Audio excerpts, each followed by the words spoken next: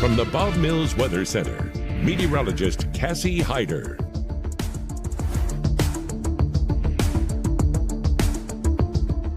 Random fires that pop up in and around the state, and we're very vulnerable to this because we haven't had any rain in a really long time. So Jim Gardner in Bob Mills Sky News 9, he was up yesterday. He was watching over a couple of fires in and around central Oklahoma. We also had Marty Logan on the ground. He was watching a couple of little fires in northwest Oklahoma. We also had our storm trackers out that were chasing some actual thunderstorms yesterday.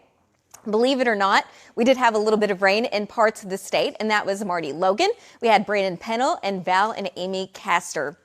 So right now you're seeing, that fire that took place, but we also have some of that storm video where you could actually see that rain in the distance there. And I know it's not much because, well, the thing is we didn't get much. So let's go ahead and go to Links 1 and look at where all the rain fell the past 24 hours. Beginning in northwest Oklahoma, we had a little over 1/4 of an inch up there in Sealing, but we also had a little rain north of Tulsa and 0.03 in Stillwater. The rest of us, absolutely nothing, not even a drop here in Oklahoma City. And it's been quite a while. In fact, so far, we are the driest October that we've had since records began. And, the lakes are not doing well at all. You can see all of them are in the red, and that means they are below normal. The exception being that Hudson that's in the far eastern half of the state. But we're going to continue to add to the burn bans. This continues to pick up. So we've added several more across the state, and I don't see a stop to that anytime soon because the rain chances just don't look all that great, at least in the short term. So looking at Storm Shield 9, it is very quiet. We've got high pressure and control. We've got lots of sun. It is pretty warm. This is our Blanchard camera up at our Lucky Star Skycam network. We're at 73 degrees, so it's not terribly hot by any means. The wind generally coming in out of the south-southwest between about 10 to 15 miles an hour. We're at 81 in Guthrie, 81 in Byers, 81 degrees in Pauls Valley, 86 though in Watonga, and 79 in Weatherford. The upper 70s in Alva, 75 degrees in Woodward, 78 in Clinton, and 81 right now in Ponca City. And you can kind of tell where we've got this little weak boundary to the north and west. It's not necessarily a cold front, but it is providing a little bit of a wind shift coming in out of the northwest in that part of the state where we're seeing wind gusts as high as around 15 miles an hour. Now, the farther east you go, we do see more of a south wind, and we're seeing gusts as high as around 25 miles an hour, but in the metro, it is pretty light. So when are we going to get this front to actually move through? Well, that front will be moving through, I think, once we get into tomorrow afternoon. But this front, it's going to be a weak one. It's going to provide a temporary shift to the wind out of the northeast, but temperatures don't really move a whole lot, so it's not going to cool us down. And as far as rain chances are concerned, that chance is looking very slim.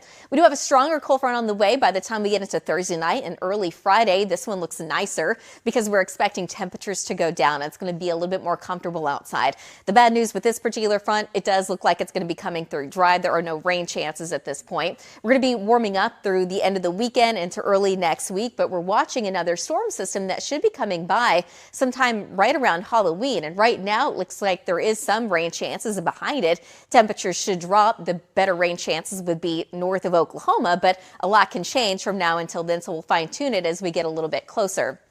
Today, though, certainly very warm, temperatures in the upper 80s, so averaging about 15 degrees above normal. 90 today in Guthrie, 91 in Kingfisher, 88 this afternoon in Mustang, the low 90s in Ponca City, the upper 80s in the northwest, the low 90s in the southwest. Now, overnight tonight, the front eventually moves through, so the wind's going to eventually move to the north, at least for some of us, but mid to upper 50s across the metro, 58 in Piedmont, 58 degrees in Mustang, and 59 tonight and more, about 50 in Ponca City, the low 50s in the northwest, and the low 60s down in Lawton. Now, tomorrow afternoon, the boundary sits basically right around I-40, so some of us will have a northeast wind between about 5 to 15. Temperatures still make it into the upper 80s in Oklahoma City, but down in the mid-70s in Alvin, 80 degrees in both Enid and Ponca City.